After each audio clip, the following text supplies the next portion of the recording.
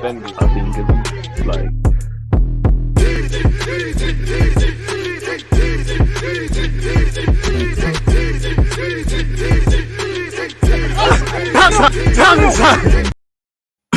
Are we live? Of course we are. People deluded. I'm back again. Thank you very much for tuning back in. I hope everyone's doing well and safe. Good afternoon from over here in the UK. Good afternoon, good morning, good evening, good night, depending on wherever else you guys are in this world. I can't lie, since I've been attacking YouTube and Twitch full time, the weeks and days and hours and minutes, there's never enough in a day, man. It's just flowing by. And I think defo this week, it was the last sort of week in relation to doing transfers. I say week, it was only, it closed yesterday, at 11 p.m. It's been coming thick and fast, and it just feels like now, for me personally as a content creator, it feels like it's finally a chance to wind down. I say wind down, I mean catch my breath. We've had the Euros, we've had the transfers. It's been a whirlwind and whatnot. So yeah, shout out to the YouTube ones, shout out to the Twitch gang. You lot know you're my favorites and whatnot. Please make sure you're following and subscribing and whatnot. Two bits of good news, obviously. Shout out to my guy Josh over there at Twitch. Through speaking to him, we've finally got to solve the issue as to why some of you who, I don't know why, but some of you were having issues unlocking all of my content, the live replays and stuff. So yeah, you should be able to see that. And also, what's the other thing that was troubling us? Something else was troubling on Twitch, but and I managed to rectify it. But it clearly can't have been that important because we've dealt with it in it. But as I said, hope everyone's doing well and safe. Make sure you're following and subscribing. Make sure you're supporting the thing over on YouTube as well, and whatnot. And I thought now it's just a time to have some fun. Really, obviously we can have the transfer market review and whatnot. But as in the last few hours, you've seen Matteo Guendouzi's been called up to the French squad. Details are coming out as to why allegedly Arsenal went for, TT, the right back. Some couple of other things are floating as well. Let me change the title as well. Guendouzi called up France national team. I'll change it to. But we'll still do the transfer market review. We'll still speak about everything, but we just got to change that title now because it makes it easier for when I bust this on the replay. Yeah, so what? Guendouzi called up to the national team, transfer review, and obviously Nketiah's demands ruined CPV move. So yeah, I think we'll change it to that. Now everything's cushy. Like I said, I hope everyone's doing well and safe. Man said, check your Snap. Bro, I'm hardly on my socials, bro. Everyone gets on to me. Snap, Insta, I don't get alerts. I view them when they view them. More time, I'm just looking at that really, to upload and to let people know where to go for the content. So yeah, I'll check it when I have a chance, man. You good? The grind, DG grind is real. You got to grind, bro. You got to grind, Maps, if you want something out of this life. Man like DG, big up yourself, my guy. I appreciate you lot. You lot the only early birds. I mean, only 5 people. Damn. No one rates DG's thing, but you lot are real, man. So yeah, man, obviously we're going to speak about Arsenal. I wanted to have a bit of fun with it. Obviously, Harry Kane spoken indirectly about his quote-unquote move or failed move to Man City. We've seen Griezmann go back to Atletico. Barcelona have signed another De Jong, not in the same planet of a footballer as Frankie De Jong. And Mbappe obviously fell to Real Madrid. Camavinga joined. And for me, I want to talk about a couple 2-2 European transfers beyond the obvious. And I would say speak about, what should I say? Like the failed sort of moves and what next. So you lot will see where we go with this, man. Whatever you said. No, it was about Twitch still. There was a thing go on in with Twitch today, was giving you the heads up. What? Is it acting up? You're worrying me. And now I'm gonna have to search for your name. Bloody hell, man. There's so many. I apologize. I'm not even pre and Snap. Bloody hell. I gotta scroll and scroll and scroll and scroll and scroll. Keep telling you, hit me on Twitter if you need me, man. There you are.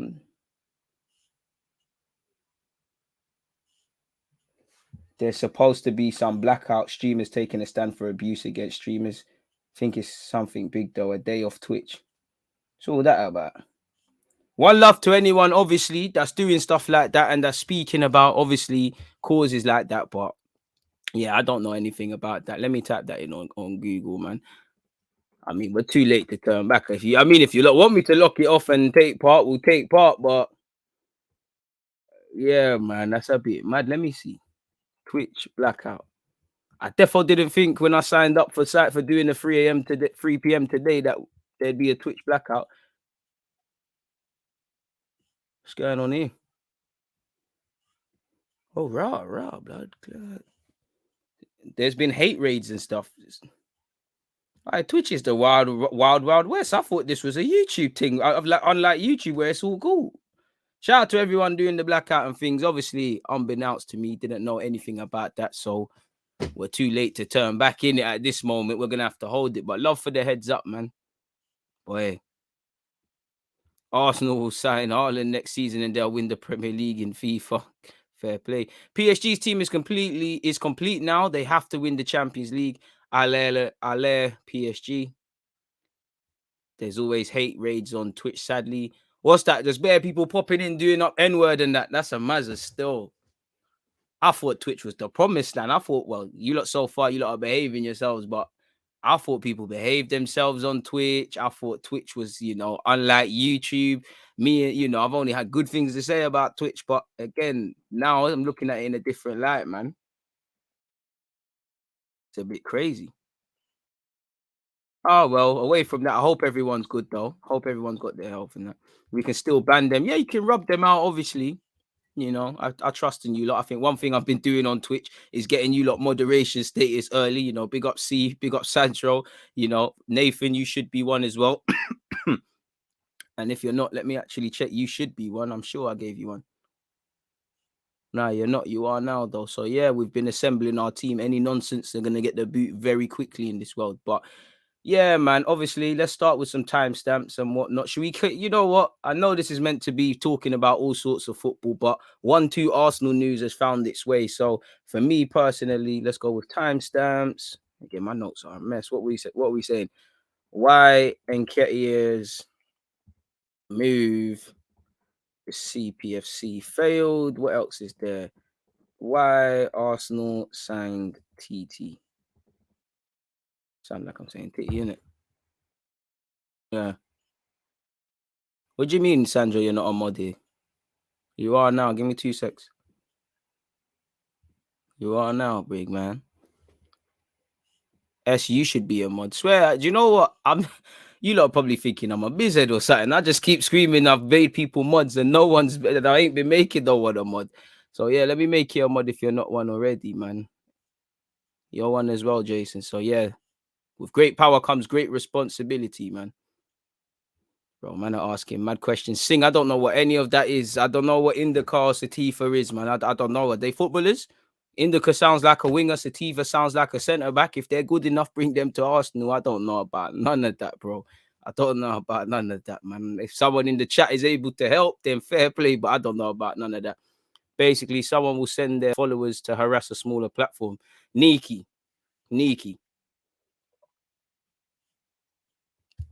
But yeah, getting back with all of this sort of stuff now. Guendouzi's move. So let's start, people. I can't lie, I'm quite unprepared. I finished gym not too long ago. I've had a shower quickly and I've ran to be with you. I've been so unprepared. I'm being honest with you, people. So you lot are gonna have to give me two secs to get everything on screen and whatnot and pull everything together. And them things there. What else is that? So that's that. Cool, that's that. Right, Mendy's moving mad. I can't lie. Mendy is gazy. I can't lie. Benjamin Mendy. We're gonna speak about you, but brother, your name. Don't even want to say your name again. Uki, brother. Jerome Boateng signed for Lyon, by the way, people. If anyone doesn't know, 2-year deal and whatnot. But yeah, people don't feel any way. Get your questions in if you've got anything, any opinions and whatnot. I can't answer I can't answer every question, but yeah, man, is what it is. I'll try my best, bro. Yeah, Satifa sounds like a Porto player, man. Is he what? Is he a mid? Is he a midfielder? Grab him. Appreciate you lot locked in. Our right backs has been so poor for some reason. I'm excited about TT. So am I. Just because, listen, I'm a fullback. I'll always gas up fullbacks and things, but it's not a position that we should be chatting about forever. It's not like it's a midfielder or a cam. We should be able to lock it down. So in a nice way, like when Tini's fit, and whatnot, I don't want to talk about them. Just to know I've got someone that's going to do their job, be consistent, behave like a right back, tie into what we're doing, and let us focus on other areas to improve. I'm with it. Now, obviously, I hope Ainsley Maitland-Niles can step up and do a thing. If I'm completely honest, so that we have two people who can lock it down. Who knows? There might be strengths that might be, why TT plays or why Maitland-Niles plays. And again, we need to just get towards having a first choice 11 that we can all believe in. But you all know injuries are part and parcel of this football thing. And you all know, as an Arsenal fan, it's probably naive to expect that we're going to keep the bulk of our squad fit. And I listen, I'm not being sinister. I don't, you know me, I don't advocate injuries for no one, but it's never the bad play. It's never the bad players that get injured. It's always our good ones that get lengthy layoffs and whatnot. Partey always gets a little 2, 3, 4 week here and there. You add that up over a season, he's probably missed 10 years, and the rest goes for the rest of them, man. So it is what it is. DG, did you see the Sky Sports thing where T's agent was trying to offer him to every Premier League team and we're the only ones that wanted him? I mean, Spurs tried to get him and they walked away. I'm sure other clubs penned away. As long as, first and foremost, as long as Arsenal have done their due diligence, they know his strengths, they know his weaknesses, they know how the 22-year-old Japanese international can improve, I'm all with that. It doesn't surprise me if the man wants to leave Bologna with respect. His agent or any good agent should be trying to get clients, really and truly. I'm not too sure if we're the only ones that wanted him. Obviously, if we was at base level, then it scares you. But I don't really know for Sky Sports, man, because are you talking about that Caval brother? Because he's capping. The man's clearly played substantially at right back. Even his presenter's sticking it on him. You know how it is with Arsenal. We are not doing bits on the football in front, but you act up around our signings, you get engagement. Even now, Sky Sports, the window's closed. You can't do hours and hours speaking about Arsenal. So what if they flipped it with Gary Neville? Oh, you don't know what Arsenal's DNA is, the system. The Talk Shites, the Sky Shites, all of these organizations. But Arsenal are not a football club right now to be screaming, shouting about. You would think we're winning the Premier League the way they're always chatting on us, really and truly. So they're just doing what they need to do. And Caval's just capping, really, man. If it is that, then of course it's concerning. But if it is that, it doesn't look like that because he was linked with a couple of Spanish clubs before. He was linked with Spurs. So clearly people have ran the rule over him. But I don't know what going, man. For me, hopefully that gives him more motivation to do it, to be decent, man. Was the Qatar story fake news about them wanting to buy Arsenal? Apparently, it's not that they've come out and distanced themselves, but apparently it was, bro. So yeah, we're stuck with Kroenke, really, or hopefully Dangote rears his head. Daniel X, someone needs to pull his headphones out and tell him stop effing around with Spotify and come here. I don't know what's going on, but saying that, I know I want Kroenke to go, but playing devil's advocate, can we blame him if Arsenal don't succeed? Yeah, we can talk about the people he's employed, but that's our highest transfer spend in a while. If we look at it, Kroenke might have put his fingers in his pocket indirectly, whether it's his money or not. The club has spent money. We could say from a technical front, these are all the players behind me that allegedly were Mikel Arteta's first choices, with exception to Tavares, because you heard that was the analytical team brought that to him and whatnot. I have to say the technical front and on the technical director front from Edu and the people around him, I have to assume they've done their job. So it's indirectly all on Mikel Arteta, I guess. So I don't know, man. Qatar using Arsenal to get media attention. To be fair, it would kind of make sense because you look at, like what Mo was saying, you look at the Qatari or Middle Eastern investment in London. They own Harrods. They're clearly trying to take the sporting thing seriously, like China as well. Because they've got the World Cup and whatnot. That could have been it could have tied into them and whatnot, and it could obviously help indirectly with the country's relations and whatnot. But for whatever reason, it didn't bang, man. So yeah, man. DG, serious question: what are Arsenal good at footballing wise? Doing things on the pitch. I wish I had an answer, bro. I have to bust out. I don't know, bro. I don't know. Banter. I don't know, bro. I don't know. I can't lie. I don't think there is. There's one, two little bits of individual brilliance from the young players, but Broski, I don't know. I don't know. Good for me is consistent at something. Like I know I can get 10 games. I'm gonna see a certain level for 10 games.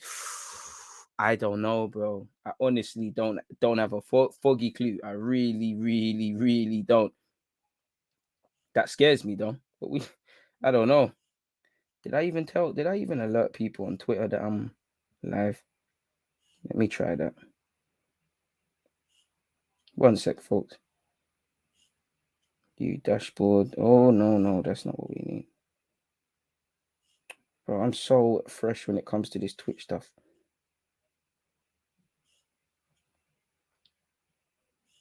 How do you share this stuff? Sorry, folks. How the hell do you share this? Oh, there. Twitter. Did I even share it on Twitch? Man said, did I share it on Twitch? I'm losing. This is what I'm saying. I'm losing my marbles, folks. Sorry, people.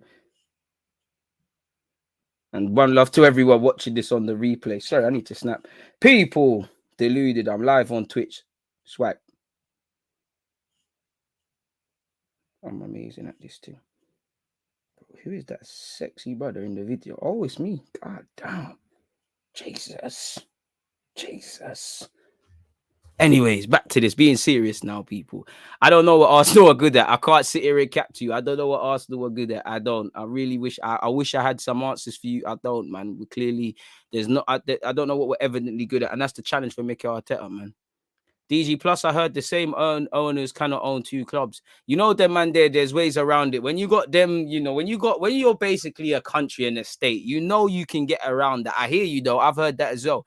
But I think they can get around it, man. I can't lie. It sounds bad, but I'm on this corruption thing now, man. You might as well, because I've been starved of stuff for so long. I tried to do the whole purity in my heart, FFP business, but we might as well move like, you know, it's a dirty game. We might as well move dirty as well, man. Obviously, from a moral point of view, I do, you know, I have heard some legit points when I was doing a live stream on YouTube about, you know, what's going on in relation to labor conditions and other stuff. So yeah, man. But if we're not getting into the political stuff, you might as well adapt or survive, man. You just look, you know, when you leave the train station and you see like a religious person of all religions and they're preaching that the day of reckoning is coming. That's what we move like, trying to care about FFP and all of these things. Like, you know, football is gonna crumble. But I can't lie, it's not my peas, man. Let's just do this thing, start spending, man, and spend properly. Just adapt to this. Let's just adapt to the market, man. The good guys are not going to win in football. You know, football's been taken over by the wolves. We need to be a wolf or we need to be a sheep, and sheep get slaughtered. And what Arsenal doing right now? It's a mazza. But I don't know for the Lacazette and Odegaard stuff, man. I saw it online, but come on now, man. Like, I'm not involved in none of that, man. Yeah, man, like, man, let's leave all of that. That's a mazza, man. I know football Twitter is weird for all that.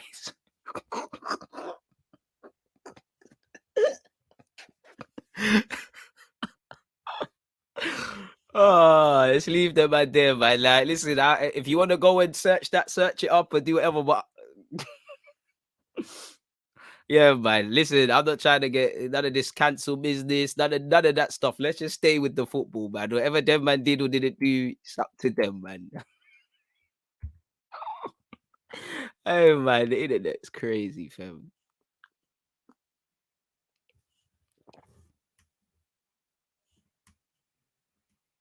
What else are you lot saying? Yes, I can't bring them comments there on screen. Listen, that's all rumors, bro. Listen, Greenwood and Saliba, them man in it. Listen, everyone's free to do what they like, man. Moving away from that, though, man. Moving away from that, man. Let's stay away from that. Trust me, we're not going to be talking about that foolishness, man. Anyways, moving away from that. On a serious note, though, let's get into, before we move on to general football. Guendouzi's been called up to the French side. Nketiah's moved, didn't bang, and the Athletic have given out an article. So let's start with all of this thing. First things first. You know, I don't want to be the guy, but you know me, I'm a big Guendouzi fan. It broke my heart to see the man leave. He was one of them players that you lot were looking at me as a messiah. Not that I know anything about football. I just happened to watch him at Lorient and Torreira at Sampdoria, and we happened to buy them. You lot always talk about me being technical director. Neither signing worked out. So what does that tell you? But listen, I understand why Guendouzi and Arteta got in beef. Me personally, we talk about courage, being ruthless, having heart. Whatever you say about Guendouzi, he's got heart, he's got desire. You know, Marseille and what was the other team? Marseille and I think Nice, they're all fighting each other. He's getting into it. You know, I don't advocate fighting and carrying on and whatnot, but There needs to be a togetherness. I'm seeing my players get roughed up on the field. No one's backing the player, and the ones that are, they're telling the opposition stay sorry. At least Guendouzi understood that. He needed a slap on the back of his head to calm it down, rein it in a bit. I understand why Arteta clipped him, because if I put myself in Arteta's shoes, he clearly believed in his technical ability. He started him against City, but the man's a headache.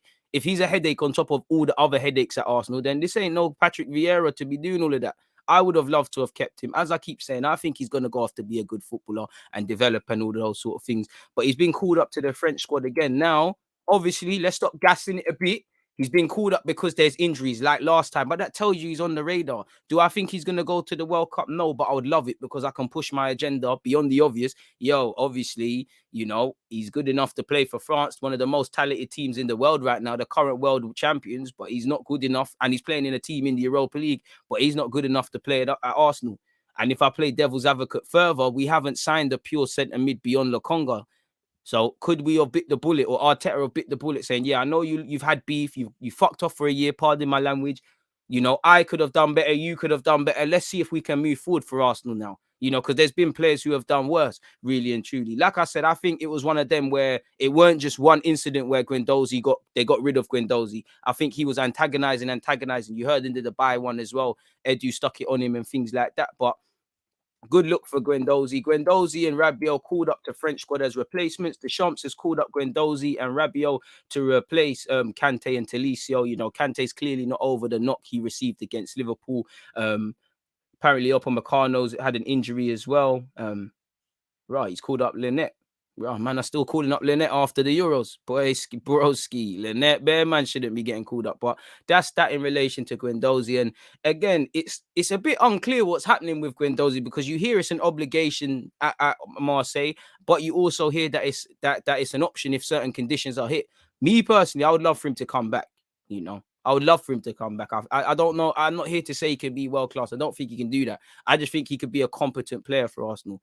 Lynette used to be good. He's just turned rubbed, man. I can't lie. I like Varane. Varane at the Euros, Varane, him, and what's the other one? Pavard. They were moving mad. They were moving absolutely mad. Absolutely mad. And I don't think it was Varane's fault. It's just you got clowns around you. You start behaving like a clown. They're definitely copying him after he's gone.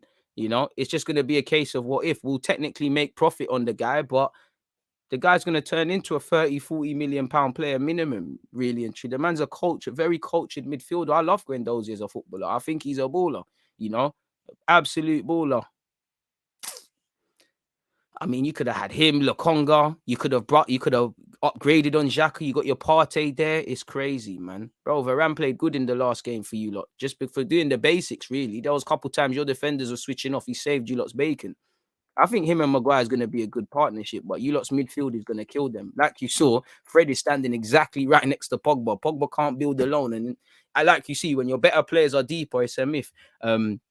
So it's an issue in that regards. But that's that in relation to Guendouzi, people. Where's the other one? Obviously, I don't like to promote this talk shite stuff, but as we know, fair play. I still criticize Arsenal for not moving on Eddie Nketiah or any of these players that we tried to move on deadline day and it didn't bang. But I think we should have, I think Eddie should have been one of the first through the door. To be fair to the club, we were prepared to let Kolašinac go to Fenerbahce. He wanted unrealistic demands from them. That move is now a myth. Eddie Nketiah, personal terms between him and his agent, scuppered the move, as you lot see, to Crystal Palace. At the same time, though, we shouldn't have been in that situation. And, if Eddie moves to another Premier League team, we're entitled to a compensation package. How much that will be, I don't know, because Eddie might not be anyone in world football like that, but he's played a decent amount of times for Arsenal and become a first-team player. All of it would be peanuts. Hope we sell him in January. If I was him, I'd run down my deal. I think like what Arsene Wenger said, in football nowadays, it's probably best if you can run down your deal. Just run down your deal and then keep moving. And for me, Crystal Palace, it makes sense. 12 million for Eddie Nketiah, 15 for Edouard. Who's got more experience? Who's more of a, if you were signing an assassin, well, that's a bad example. I don't want to cancel me. But anyways, if you want to sign someone who's a gunman, would you rather want someone who's got experience handling guns or someone that's just watched YouTube vids? That's Eddie, Crystal Palace, not that we're below them, but you'd expect them to probably be in a relegation battle. Obviously, we support Vieira. It's just there's been a lot of changes. You need strikers. Edouard's more likely to get you that goal. I would have loved for Eddie to go Crystal Palace. You know, he's a South Londoner, it's a small squad, could have done a thing. But for what it's worth, Eddie Nketiah, oh, well, you can't see because, you know, the screen just moving mad there. But as you lot can see here, Eddie Nketiah has been labelled daft and naive following the collapse of a proposed move to Crystal Palace. As you lot know, he looked set to leave during the summer. Hopefully it gets revisited in January. And he faces, again, Eddie shagged himself really and truly because, you know, depending, Balogun might go out on loan. Eddie, you never know. Such is life. Balogun might get a knock. Martinelli might get a knock. Aubameyang and Lacazette might go on. Eddie gets a chance. He continues. But for me, at 22 years of age, based on what I'm seeing as a fan, out of all them attacking players, I'll never write off a man, and I want you to get an opportunity. But it's gazy for you because again, you and Balogun have the same age. Something must have been said, you know. And again, your futures are parallel. So Balogun's ahead of you, or should be. Martinelli, for me, after Aubameyang and Lacazette, that's the man I'm playing through the middle. But you've got Aubameyang, Lacazette, Martinelli, Balogun potentially ahead of you. At 22, you're doing some nonsense, and there's no group stage games for us to be playing. You know, hopefully it gets revisited in January, but because you did the German teams were in for him, but how do I know that Arsenal didn't try and move you on for time and there wasn't interest? And what we're seeing here with Crystal Palace, the demands are just scuppering any move you could potentially take. Fair play, you know what's best for your career. I think the guys who were proactive over their futures, you know, you've got Reece Nelson's gone out on loan, Joe Willock's left the club permanently. But hey, let's see what's going on. You and Balogun remains to be seen. There's a legit debate to say Balogun, maybe if Arteta don't play, should you have went out on loan or gone somewhere else? Eddie, it's looking gazy. You play for Arsenal Football Club, so I back you all the time. But, you know, 22, you need to go and play consistently somewhere. Do you want Eddie gone? I like Eddie. And at the same time, he's 22. I'm open to, obviously, I'm open to selling him because we need to move on. He's 22. He might be a madness at 26, but we can't afford to just give him 4 years. So I don't mind giving him a new deal and loaning him out. I don't mind selling him, you know, but I don't like this lapse approach. I definitely wouldn't want to be in a situation, bro, where again, hopefully we can move him on in January. If not, if you're a little German team, a little Stuttgart, if I'm Mislintat, I'm looking at that, you know, I'm looking at that. I'm not saying Eddie's going to go and do the Jadon Sancho thing. It's just realistically, Eddie's a gold mine. You take him now for free. In Germany, you won't pay no compensation fee. You might develop him into a 20 million pound player. Now, 20 million might not be a madness, but 0 to 20 is a flip. This is what, you know, I've said it before. The German clubs and they're getting karma back on the English boys now, the English clubs. Do you remember years ago when they had a talented player at like 16? Come, shush, shush, shush, shush, shush. More time, they won't. Arsenal, Chelsea, United, we all did it. More time, these players wouldn't even make it. Now karma's hitting us. And to be honest with you, I think Eddie's been too complacent. I think he's been comfortable, if I'm completely honest with you, in his Arsenal situation.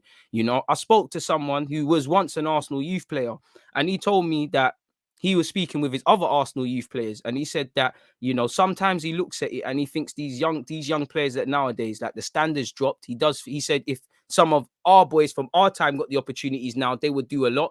And he also thinks sometimes these players are complacent because they can't believe their luck. And I'm not saying Eddie doesn't want to play, but I just think, you know, when you're scoring in the occasional cup game, Europa League game, you're doing all the ear things and whatnot, it's wavy. You know, Palace would have been a good move purely because, as well as everything, their squad is small. They will have to use you. If I'm Palace, personally, I would probably want Edouard over you, or I'm bringing Edouard in as well because, again, Eddie hasn't got senior experience in terms of scoring goals. Yeah, he's bagged in the cup, but he went Leeds. Nothing didn't go on. He hasn't bagged that. I'm not saying he hasn't played well because there was a time he forced his way into the Arsenal team, but he hasn't bagged goals. It's a bit of an impossible job because you can score goals, you know, and people will say, but he just scores goals, like you've seen with Lukaku's whole career. Obviously, the flip side of that, we've seen strikers or people that play in them roles where they can link up play, they work well, they press well, but they don't get goals. So it's also, you've got to get goals, but it's about what you're doing when you're not playing. And I don't think Eddie is developed enough. And I look at it now at 22 years of age, Arsenal really, unless you do a madness, we can't really afford to make you number one or whatever. And I would love to, you know, I'd love for you to sign yourself because we need a striker. Aubameyang and Lacazette ain't getting any younger. Lacazette, like you's got a year left. Hopefully something can happen. My eggs are in a new signing basket, or I'm trying my best to make Martinelli that false nine, Alexis Sanchez. Balogun, you've got your opportunity. Provided he gets chances from now till January, let's see what's going on. Because I personally think it could have been better to loan out Balogun, really, if he's not going to play properly. If he's going to play, fair enough. But if he's not playing, it's a madness. Sometimes just be a bagsman as well. That's goals win games, you know. And I listen, I can't tell Ian Wright, Michael Owen, or Alan Shearer anything about striking. If them man are rating you as a striker, there's something about you, but none of it's correlated. You know, Eddie's a goal, like you see, he's a goal machine at youth level. He's known as a bagsman, like you said. He's known as a poacher. The statistics are rubby. You know, I don't want to do him dirty and bring them up, but they're rubby. You know, Nketiah's statistics are rubby. They're rubbed. You know, you can't. In fact, we have to, man. We have to. I'm not, as you lot know, I'm not criticizing the player. We're just being honest. You know, we're just being honest. Bearing in mind, he went on loan at Leeds. It didn't bang. He hasn't nailed down a spot at Arsenal. He's 22. There's a lot of development. Like I said, if I'm a little German club, if I'm a Stuttgart and all them teams there, I'm looking at him. He's played 17 times in the championship and he's only 22. He's only back 3 times in the championship. He only's got 5 games, you know, and he hasn't always played 90 minutes, but he's made 38 Premier League appearances and only got 5 goals. One love, because there's been a couple goals he saved us, like when Matt Ryan set him up last season, but come on, if you're trying to stay in the league, if you're trying to get promoted, if you're trying to get back in do anything, you need strike. Like you need a defense, you need strikers who score goals. He can't be the main man for you. You know, 13 goals in 65 appearances for Arsenal. It's not terrible, but it's not the best either. And when you start breaking it down by competition, you know, I think they're doing him dirty because where's his Europa League goals and all those sort of things? I don't know where that is, but you know, he's made. That's not necessarily fair because as you can see, it's bare under 18s and that. But in the Premier League, bro. So yeah, man, he's played 38 times. You know, in last season, he only scored twice. You know, 17, 18, he only made 3 appearances. The season before last, he played 13 and also bagged 2. This ain't, like I said, he's not playing 90 minutes, but it's not prolific. Domestic cups, he's got 8 goals in domestic cups, you know, 2 for Leeds and the rest are for Arsenal. Where's the Europa League? They're doing him dirty. So I can't lie, I thought he had a lot more in Europa League. But he's only got 3 goals. So again, it's not certified, man. And to be fair, he was looking good in pre-season. He was doing all right out wide and whatnot. Maybe there's something there. Maybe he's just a utility man, Eddie Nketiah. He's not a top guy. In which, again, I wouldn't mind it. If you can plug a gap and show you've got some sort of reliability, why not? We're all for it, people. Why not? But I don't know, man. I don't know, folks. I really don't know. We'll honestly have to see, man. We honestly have to see. But that's where Eddie's concerned. What else was there? So we had Eddie's, Guendouzi, Eddie and Nketiah. There was something else. Oh, sorry, we're not even done, people. I didn't even scroll down. As you lot can see here, detailing it, apparently Talkshite reporter Alex Crook alleged the deal fell through due to demands of the player and his representative. He said on deadline day, one Premier League chief executive said the problem with the Crystal Palace deal wasn't Arsenal's asking price. It was the demands of his agent in terms of agent fees, and it was Eddie Nketiah's wage demands that priced him out of a move from Arsenal this window. And I mean, you're seeing people at this football club at 30 odd years of age turn down 20 mil if they lasted the duration at Arsenal. You're seeing players that 26 years of age return back to their homeland in Spain and take a wage cut. Again, I can't say you're a money grabber. You know, if the wage ain't it's your life. If you don't feel the wages are right, do your thing. But I have to question, you know, again, it's comfy for Eddie. You know, do you really want to play? He's injured at the moment, but do you want to play? You know, I'm never going to back Danny Mills over anything. You know, Danny Mills can say the sky is blue. I'm going to say, no, it's not blue. It's turquoise or it's sky blue or something. Danny Mills is an Arsenal op, so I'm not with him. But, you know, he said he's daft. That's what it is. I definitely can't disagree. He's being badly advised. Sometimes you have to take a step backwards to take 2 steps forward. And that's true. But and I do agree with Danny, but again, maybe they're saying, you know what, see how it goes till January, agree a move, see what can happen there. So I do think it's badly advised. I do think he's going to miss out on a lot of football, assuming that doesn't happen, you know.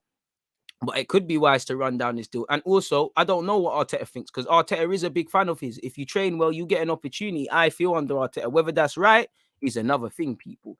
You have to back yourself and say, you know what, it's not really what I want right now. I might have to take a little bit of a cut, but I'm going to go there. And to be fair with you, I'm not going to lie, wages would be a big thing. If I'm Crystal Palace at 22, if I'm signing a 22-year-old striker, I'm trying to get him on a 4-year deal with an option of a 5th or a 5-year deal. Now, that's great for them.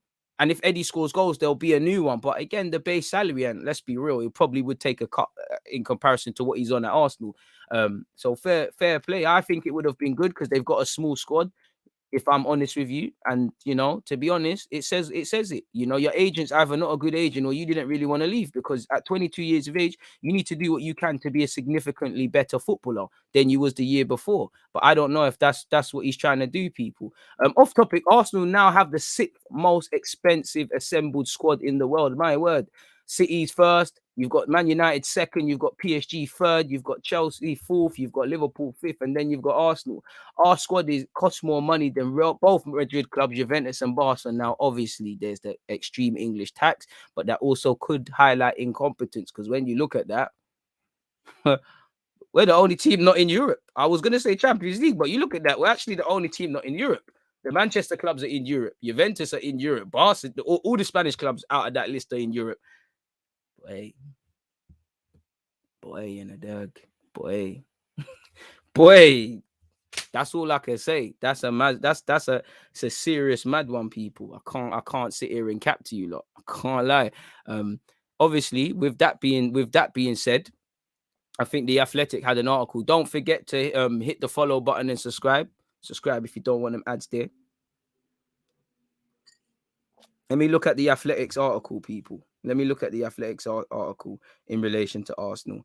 There's some other things we can get into as well, people, that I could read out for you. It's a bit of a mad one.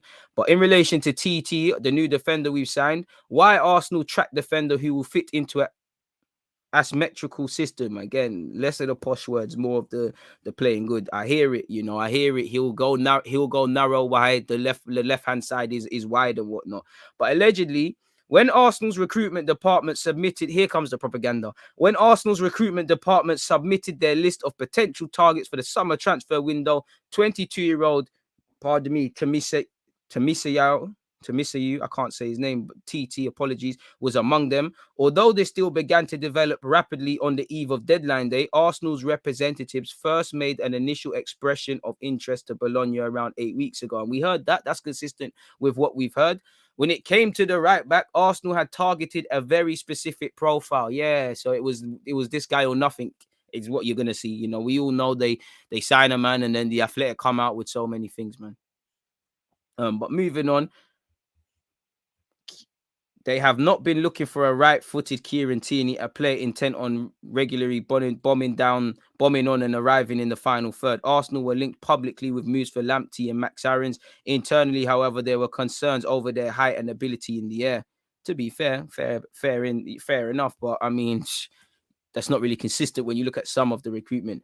Identifying a signing for this area has not proved straightforward. Tyler Adams is admired at London Coley, but is intent on remaining in Germany for now. Kieran Trippier, was keen on a return to the Premier League, but he did not fit the club's strategy for recruiting a younger profile. Bellerin was obviously keen on the move back. Arsenal explored the possibility of a swap deal from a fullback from that league, such as Sergio Dest or Emerson Royal. Talks regarding Royal progressed furthest, with recruitment staff struck by the physical profile that seemed tailor-made for the Premier League. Coaching staff, however, were concerned he would not fit the style. I mean, Brazilian fullback, it should be a given in this if we're meant to play attacking. I don't know how I stand.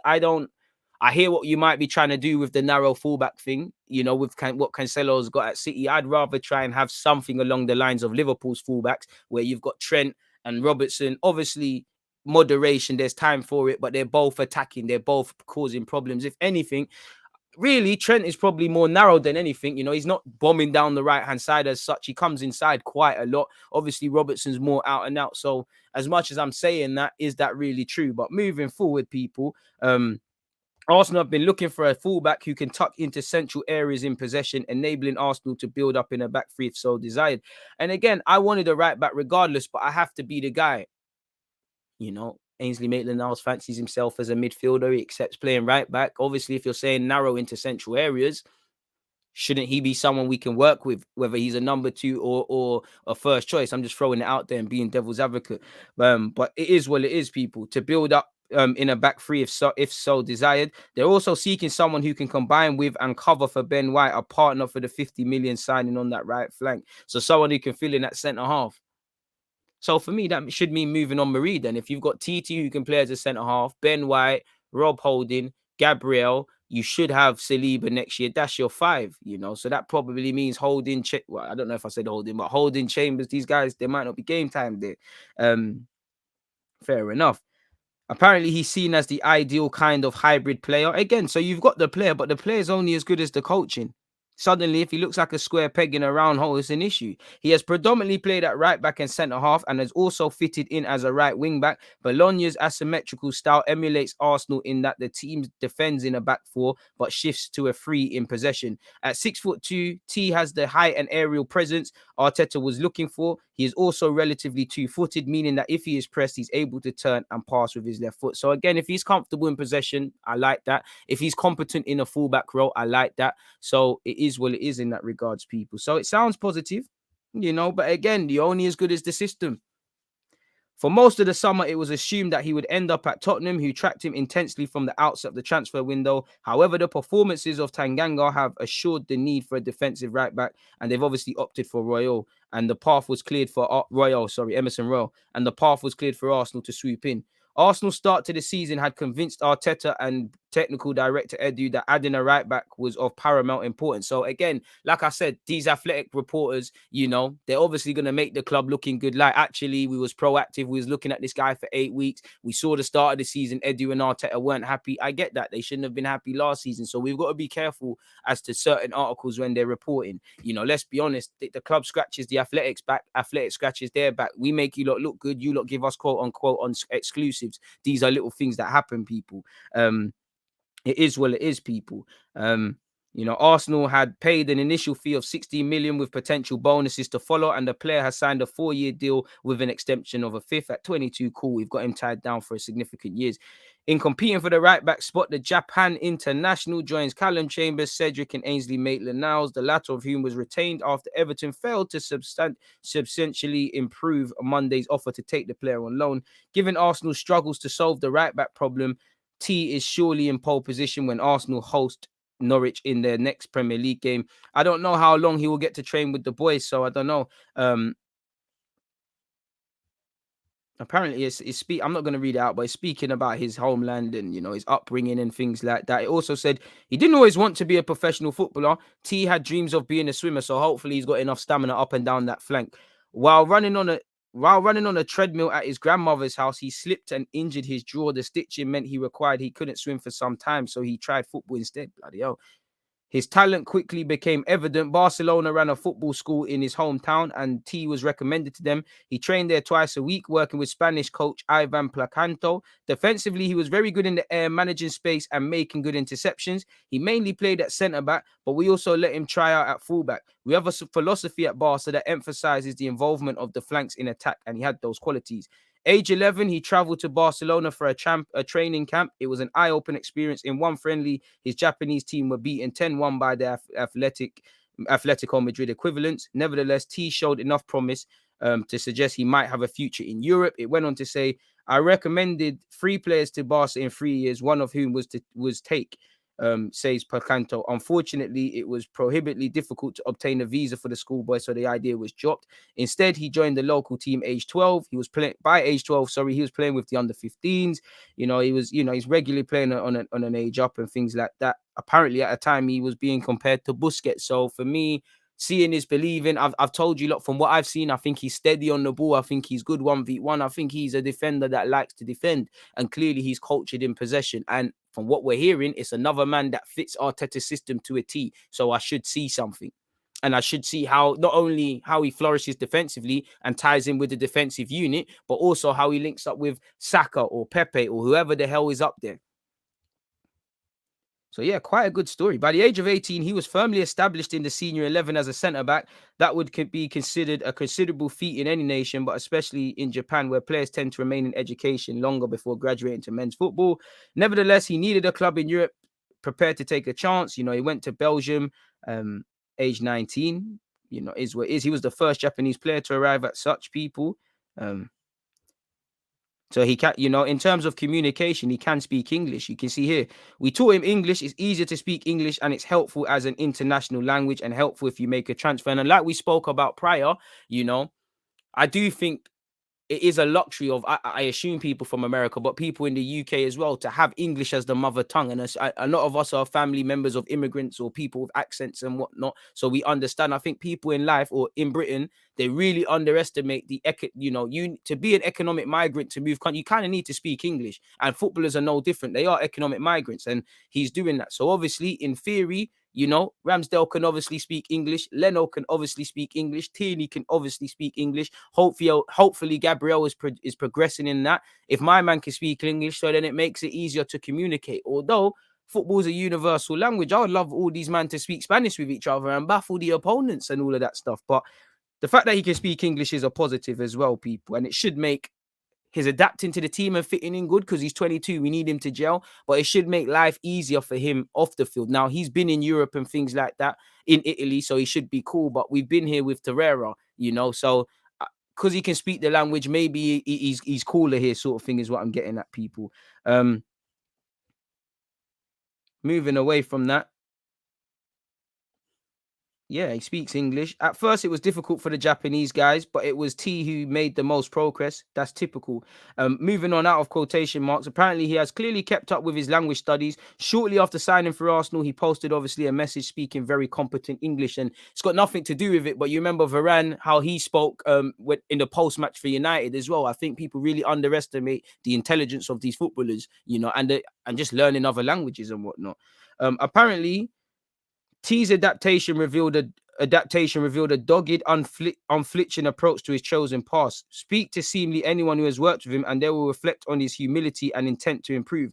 On one observation I remember well from those early days, is that we said his passing had to be better. There was a wall at the training ground he could kick a ball against. We gave T that feedback, and his straight and forward passing had to be better, harder, more accurate. Before and after every training session from that point, he was at the wall kicking, kicking, kicking. Now, obviously, we've heard them sort of stories before, man. So I hope he continues it. But just show me he can do the business on the pitch. We could see him doing it from where we were sat on our desk. We opened the window and said, Tommy, it's enough. We've had 2 sessions already and you're still kicking the ball. Come inside. But the next day it was the same and the same. And it shows the conviction and the will he has to better himself. If you don't have the qualities, you can kick a ball against the wall all day and it won't change too much. But he had the qualities. He also worked on his body to become stronger. He made a great evolution. Sometimes as a manager, I had to say, T, stop training. STVV played with a back three. So obviously we know this. He's able to play right back. He's able to play centre half. He's able to play in a back three. He sits what the manager wants. Now it's down to Arteta to clearly and thoroughly make sure he's aware of your instructions. Much less, the whole team. As a player, he's very difficult to pass in 1v1 situations, even for very fast or technical players. He's quite tall, but he positions his body very low and can read the moment you want to make your action. He then jumps in. He's so strong and quick, and that's difficult to get past him. You see the ball going to the other side, and Tommy's there, and you're already thinking about your attacking possibilities because you're sure he's getting the ball. It's a very nice feeling that you rarely get with other players. I mean, bloody hell, a lot of propaganda people. Apparently, his coach said he no longer reminds him of Busquets. Instead, he cites a comparison with playing style of Lilian Thuram. Now, that's a massive one. And again, this is how fans get gas. I'm hearing Thuram. I'm hearing he's got a growth mindset, willingness to improve. I'm hearing he's a proper hard-working man. I'm hearing, in terms of possession, how he plays individually, how he's been used in systems collectively. He's a fit. Seeing is believing. So don't make this man, like what happened with Ben White at Brentford, look like a square peg in a round hole, because he can be on this as much as he wants. If you play him next to some joke man and then you're switching it up, it's an issue. 38 games, yes, there's injuries, but we had 37 different lineups. Lord knows how many different centre-half pairings we had, and we never had one clear one. So I do need to see a first-choice back five from Arteta and also variations of such people. But he said, above all, it was T's commitment that made a long-lasting impression in Belgium. On the week of a big game against Anderlecht, he returned from international duty carrying an injury. They've been warned he wouldn't be available. Again, I'm not going to read it all out to you, but long story short, the man played. So it keeps waffling on about his dedication and all of those sort of things. And obviously, he impressed in Belgium. Apparently, there was interest from Germany, but they held out for Bologna, who signed him for 9 million. So they've doubled their P's on him. And obviously, for me, on top of everything else I've just said, the fact that he's gone to Italy, the university, the oracle of defending, I hope there's a lot for me. I hope he rubs off a lot of good habits on players defensively. You know, you can't be. I can't rate you if you come to England or leave Italy and you're a defender and you don't look good. Then you weren't learning, because that's where you should learn. That's where you should be. You know, so I hope he comes with some good habits, and I really hope. For me, I don't see enough. I don't see enough scumbags. Like when I look at Aspilicueta and Rudiger, they want to keep clean sheets as much as Lukaku wants to score. I hope he's of that, and I hope he's on this leadership thing as well, because at 22, he's significantly more experienced than Bearman. So hopefully he can do his thing, man. As you know, in the last 2 seasons, he's been a regular for for his club as well as his country. He's made 61 appearances at 22, soon to be 23. The only intermittent fitness issues have prevented that figure from being higher. He has missed 15 games in the last season due to several injuries, none of which are believed to have any long-lasting ramifications. So again, it scares you as an Arsenal fan, because we've had players like Partey where you don't really see any significant history with injuries, and we can't keep him fit. Brotini can't get fit. You know, is it another case of a good player that's not going to be fit for the whole season? Again, I don't know if his injuries are impact or whatnot, but missing 15 games across 2 years, that's a bit mad still, and several injuries. So sometimes you do pick up one injury, and as a result of that, you pick up other several knocks. But this is something where we're going to have to obviously be aware of. He impressed the Italian media, who are not always kind, says Daniel Orlowicz, football writer for the Japan Times. If there's one group that's hard to impress, it's them. I think that shows his maturity. You need that as a Japanese player. It goes back to the language issue. When it's just you in the locker room, you only have basically Italian or English, and everyone's speaking a mile a minute. It's a very isolating feeling, very stressful. For him to be impressing despite all those factors speaks volumes about his character. As his career in Europe had blossomed, so has his standing at international level. He has represented Japan at every level from under 13s through to the senior side, and has 23 caps. He made his debut in 2018, people. Moving away from that.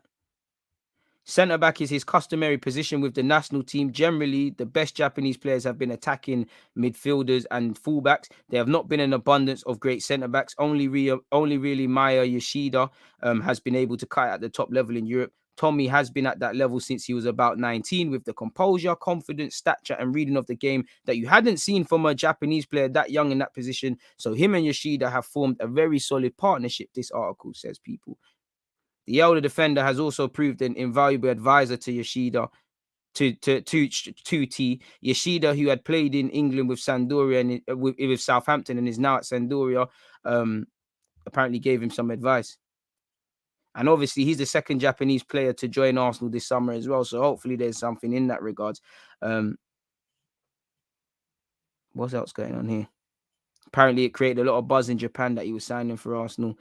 So yeah, man, you know, that's that in relation to him. Hopefully, it means he's a good player in it. So it is what it is in that regards. Moving away from that, there's another article. It says Arsenal's transfers focus on young after past failures, but Arteta and Edu need signings to gel quickly. Let me see what all of this is about. This is just someone's opinion. I'm not really on it. I'm trying to scroll down. Apparently, where Arsenal would have hoped to generate half-decent fees with the sale of Eddie Nketiah or Lacazette, Bellerin or Torreira, the market only threw up loans, poultry transfer offers or nothing. While the loans have been particularly frustrating in shutting down the chance to generate income, it's a calculated gamble to try and sell next summer instead, when prices might be stronger than now.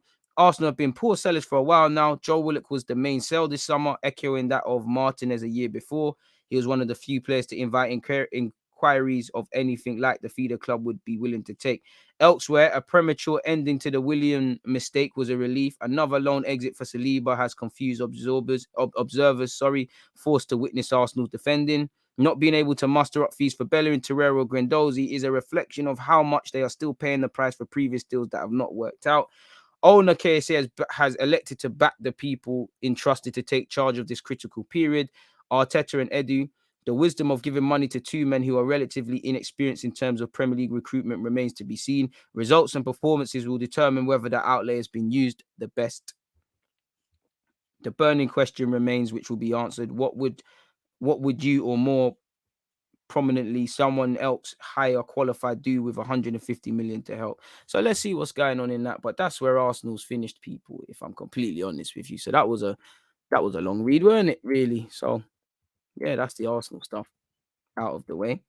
There's another interesting article, people, where if you look at it, there's a couple of players that didn't get moves. And I want to speak about players that didn't get moves. Obviously, we'll see what Kane said, but you've got Kane, Ndombele, Nketiah, James Rodriguez, Mbappe slyly. What happens with them? This article's spoken about James Rodriguez, who is apparently, remember when he was doing his thing for Everton, people said, why didn't Arsenal get him? What's going on there, people? Apparently, he does not work hard enough or display enough team effort. No amount of serpentitious passing will atone for that under Rafa Benitez. So it's likely Rodriguez would leave. And I know he's been talking about them on Twitch, people. Apparently, a switch to Porto was on, but he rejected to budge on his 200K a week wage demands. Boy, you look at Eddie Nketiah, as we know, wage demands scuppered that move. And then you look at Kolašinac. The Bosnian held talks with Fenerbahce about a potential move, but the Turkish club balked at his financial demands. Sead Kolašinac's representatives contacted us, said the Fenerbahce president. They asked for a 3-year contract and a 3 million euros per year with 3 million signing on fee. And I mean, Arsenal got swindled because we gave him 100K. So obviously that put that deal to bed, people. That put that deal to bed, and why Arsenal can't flog these guys in. You see what the problem is, giving him a good contract on that wage. You see how much that's created a problem that we're paying for now. It's an issue. What players failed to move this transfer window? They're just going to have to get on with it. Like even Callum Hudson-Odoi's loan to Dortmund, that would have been great. But Tuchel wants you to fight for your team, place in the team. Speaking of Chelsea, Ross Barkley failed to gain a move away. I think I saw Drinkwater went red in, folks. Obviously, Barkley's wages in excess of 100K a week was always going to be a stumbling block, but his form, which nosedived at Villa, was another factor. So it's looking peak for him, boy. Pardon me. And the market's still open in Turkey and Russia, so these things could be done.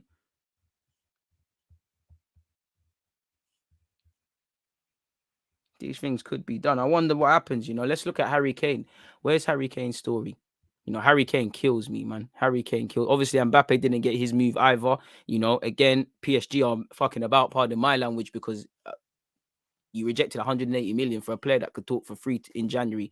My guess is that Mbappe doesn't do that and they come to an agreement. But as you lot know, Harry Kane was going to go to Man City. He says his conscience is clear. Harry Kane says he has a clear conscience after a potential move to Manchester City from Tottenham failed to materialize. He said, I have said before, the fans are entitled to their own opinion. Obviously, sometimes they don't get the full story of what's going on. But from my point of view, I had a clear conscience and I have just got to keep doing what I do. I know everyone wants to know about every situation that happens over the summer, but like I said, I'm focused on what's to come and the future. So again, all he can do is get on with it. The move didn't happen, and he's gassed himself up a bit. He said there is going to be noise around certain situations involving a high-level sportsman. I think the best players and the players who handle that the best are the ones who manage to have great careers, which is true. I know there's a lot of talk going on and there's a lot of questions being asked, but I stay focused on what I need to do. Obviously, everything that went on with the club is between me and the club. That's the way it will stay. Fair play. Fair play. Fair play. Apparently, let's look at this article. Apparently, Premier League spending tops 1 billion, but is down on the previous year, obviously with COVID. And I mean, you wouldn't think English society where people are losing jobs and whatnot reflects that, people. There's been hella signings. When you look at some of the key findings from this report, in total, Premier League clubs spent 1.1 billion on transfers during the window, which was up from the 9th of June until the 31st of August. That was an outlay of 11% lower than the previous summer's total of 1.3. According to this financial services form, this is the collective gross. This is the lowest collective gross spend by the Premier League clubs since 2015, but Arsenal are the highest spenders. So that tells you everyone's in a madness. Some of the key findings: deadline day activity totaled 150 million, meaning Premier League clubs have spent in excess of 1 billion for the 6th window in a row. Premier League clubs signed 148 players compared with 132 in 2020 and 128 in 2019. No less than 22% of all players signed by Premier League clubs this summer were acquired on free transfers, up from 20%. So it's true what Wenger was saying, free transfers are now becoming the norm. Only 4 Premier League teams did not acquire a player on a free transfer, while there were 8 in the summer of 2020. The German Bundesliga is the only European Big Five league to increase its gross spending this year. The Premier League's net player transfer spend of 560 million dwarfed that of La Liga with 55 million, Serie A with 50, and Liga with 15. And obviously, when you look at La Liga, it's, I don't know where they're going to bring in more money. It looks like they're begging for the Super League. Lukaku and Cristiano Ronaldo have left Serie A, so they might be in trouble. Liga's got Messi, so they might be all right, people. They might be just all right. So we'll have to see what happens in that regards. Should we scroll down and see every move that's been done? What are you lot saying as well? Because I'm airing you lot as well. I really shouldn't be doing that. Make sure you're all here in less than half an hour as well, folks, because obviously it's Football Manager time. James, some player, but he could have done more. Kolašinac is still a gooner. Madness. DG, did you hear about the Pirlo interest? Would you take him? I'd take a lot of people, but this will probably be in the same situation. James was only there for Carlo Ancelotti. The Congo, Guendouzi, Odegaard, Smith Rowe, and so much seems so good, man. All eyes on Arteta now. Facts. TT don't strike me as a scumbag, but he's a physical specimen. From Busquets to Thuram. I don't trust no one because we heard certain man of the Swiss Pirlo and that, which is gazy. So I don't know. But anyway, we might as well look at what we did. As you lot know, they're Arsenal's recruitment plans. We've been over that. Villa did good business. That's some good signings. Ashley Young's there for experience. Buendia, Bailey, Axel Teshebe on loan. No one expected them to get Danny Ings. In terms of freeze, Tom Heaton went. They did let Grealish go. Kane Kaiser Hayden, he's a fullback I like the look of, and I'd be interested to see what he does at Swindon. Talented Louis Barry, who scored against Liverpool last season, has gone out on loan. Brentford, I swear I think this guy went to Brighton. I think they've made a mistake here. Yeah, he went to Brighton. So Sky Sports, big Sky Sports have made a mistake here. He signed for Brighton, not Brentford. But straight racist. But there's 2 good signings for them. Brighton have brought in this talented lad. He was at Charlton. He went to Benfica and it didn't work out. They've loaned out. They've bought Abdelassima. I'm sure us Arsenal fans remember him for Prague, Slavia Prague. He's actually gone on loan to Stoke for the season, though. Obviously, they made peas of us. They sold Ben White for 50 million. Can't lie, people. I didn't know Proper left. Decent business in terms of outgoings. I can't lie. I rate the fact that they got Nathan Collins. I think he'll make them some money. They got Cornet. Didn't expect Burnley to be in a situation to do that. Chelsea did good business. Not many signings. They did try to get Jules Okonde in, but they got Lukaku and Sal on loan. That's good business. And they made a lot of money in terms of loan fees and selling people as well, people. Look at their loan army. Cobham, has been good for them. They've made, they sold Livramento for 5 odd million, got a sell-on clause. Good business. He's never kicked a ball for them. Tomori left for 25. Tammy's gone to Roma for 34. Gilmore's found a good loan in Norwich. Giroud went. Gurhey went for a decent fee to Palace. Lewis Bate went for a decent fee as well. They've done all right, man. Zuma went for it. Well, I say decent fee, but he went for a decent fee. They've basically sold Bakayoko. Chelsea are good with their business. I can't lie. Whether Crystal Palace stay in the league is another thing, but I think they've made good business. They've done good business. I don't know this Jacob Montes guy, but Elise is a good signing from Reading. Gonna need time. Eduard, we're gonna see if he's got the ability now, innit? He's a good signing. Conor Gallagher, has set down roots and's doing well. Yachin Anderson's a good signing. So I still think it's a struggle for Palace to stay in the league. I think that's their priority, but they've equipped themselves as good as they can. Townsend's gone to Everton, and him and Damari Gray have started well. This is why I think they were going to be in problems. Half their team bust out, that you could see. Everton, like I said, Rondon, I don't know what he's on. I can't lie. I thought Townsend and Damari Gray would be flops in the season, and they still might be. But right now, they're on fire. So it is what it is. And they've obviously freed up a lot of space because people have left on free transfers. It's an L that they've let my man Terry Small go to Southampton, and I think Southampton have made some good investments. Small and Livramento, left and right side respectively. They're going to get picked up by the big clubs if they develop. Moise Kean goes to Juventus. which I'm sure Everton would prefer to keep. Can't lie, Leeds did some good business. Dan James, they've tried for a couple of years. They finally got their man. They've got Firpo. They've committed Jack Harrison to a permanent deal. You can't really complain with what they're doing. They've got young Lewis Bate. Whether he develops another thing. I think Helder Costa's gone out on loan to Valencia, as you lot can see here. Leicester have done good business. They needed a centre half, instantly moved for Vestergaard. The Lookman one took me by surprise, I can't lie, but they've got him on loan. They've complemented the side with Ryan Bertrand on loan. I mean, for a free. He's worked with Rodgers before. Samore, again, 17 mil. Can he show ability? Patson Daka, FM legend, 23 million. They've done decent business. Sadly, the best centre half in the league retired in Wes Morgan. I didn't even know Dennis Perret went on loan, so it probably didn't work out for him.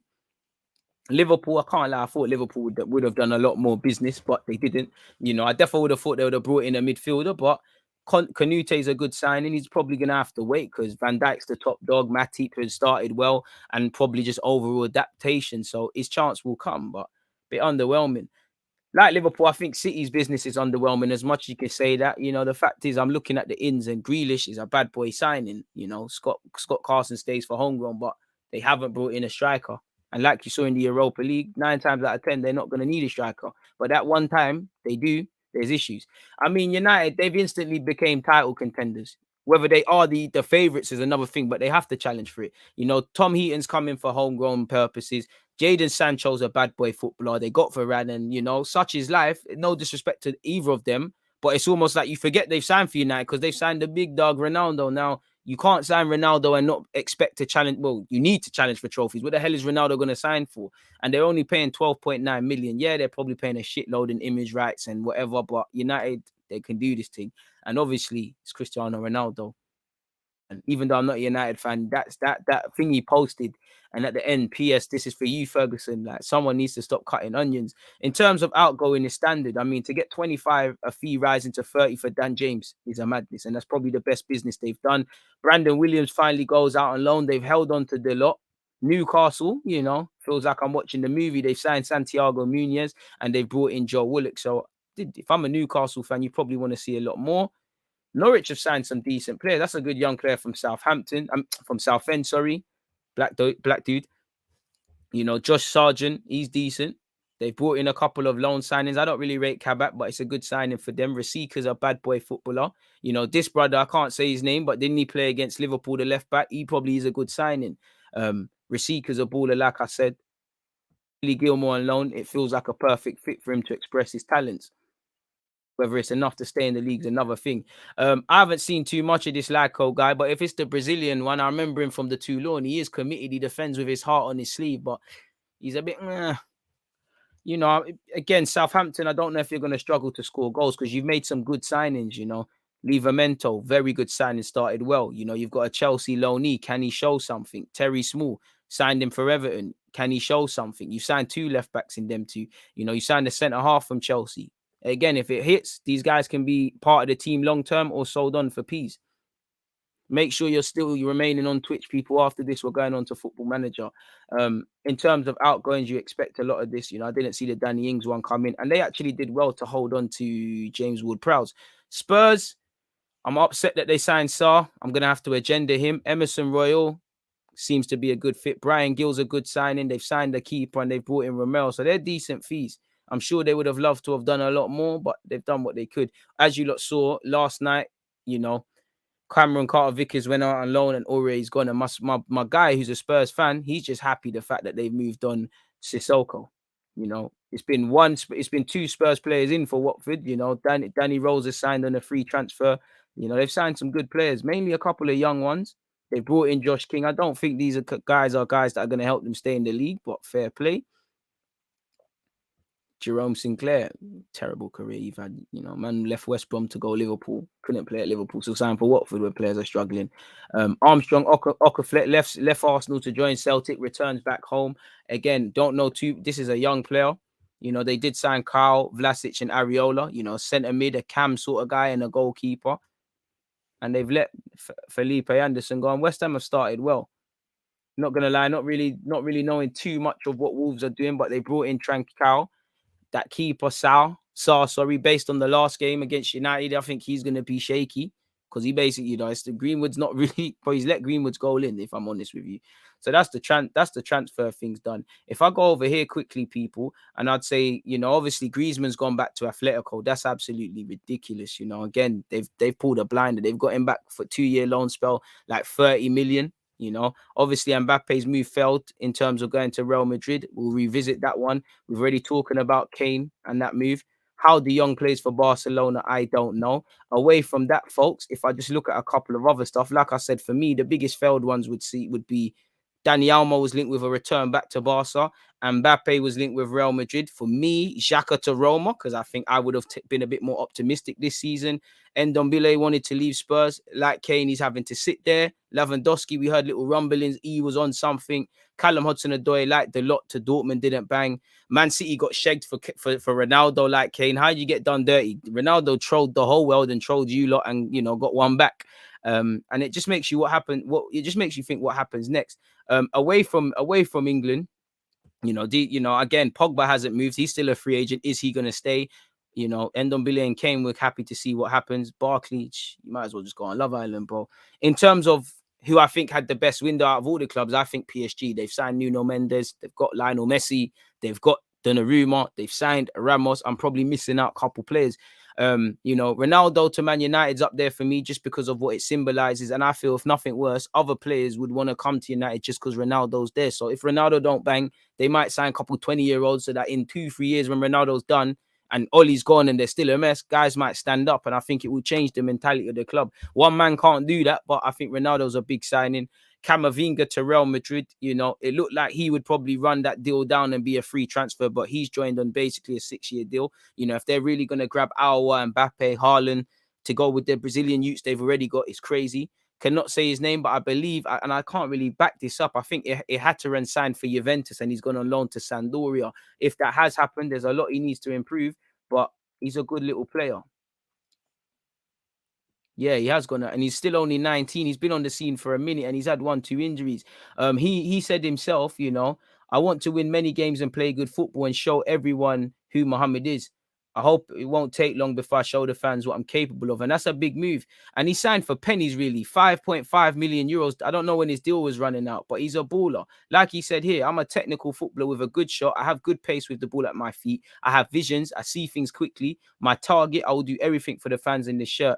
And I feel when you look at him, Kulusevski, all these guys, they're going to be good signings. As I said, Nuno Mendes, just when you think it can't get better for PSG. For me personally, I think one of the biggest signings, and it's down to Leipzig, is Maribia leaving Barcelona for them. I really thought him, Ansu Fati, Pedri, they would be the pearls in Barcelona. And I mean, to lose him and Messi in the same window, boy, it's an L. I'm just happy he didn't sign for Spurs, if I'm completely honest with you guys. But it is what it is in that regards, man. Make sure you're subscribing and whatnot. I didn't get my P's for the PSG game. Why not? The moderators are finessing you, man. That FM stream's going to be lit. Come on. What's mad is Armstrong Okaflex went to my secondary school. The school speakers would call out his name so he could leave class for football. People would laugh. Now he look like he's laughing now. Fair play. I wish they kept Sarr instead of sending him on loan. To be fair to you, see with Sarr, he's only 18 and he's basically, it's been quite a rise. Like he was been in his homeland and now he's been playing at Mets. I understand letting him stay for one more year and then bringing him in, but the potential is scary. I can't lie. I hope he doesn't realize it in a Spurs shirt. Hey DG, big up for this transfer window rundown. Credit for your knowledge and research. I appreciate that, my guy, man. I appreciate that. Tino AM saying he didn't get his P's. He might be trying to do them little Amazon checks where you say the package didn't get delivered. He might be lying. Someone's got to take that to VAR. He might be running a quick finesse on someone. I can't lie to you lot. Can't trust the man there. But it is what it is. Stay strong, Gunners. Looking forward to a strong comeback. Fair play, man. Fair play. But I can't lie, people. We've got to end this temporarily just because I've got to set up the other laptop and I'll be back again for FM. So, yeah, open up another tab, take in my YouTube stuff for 15 minutes and I'll be back, people. But on that note, I'm going to have to lock this one up, set up the FM content. And like I said, we go again. Bow.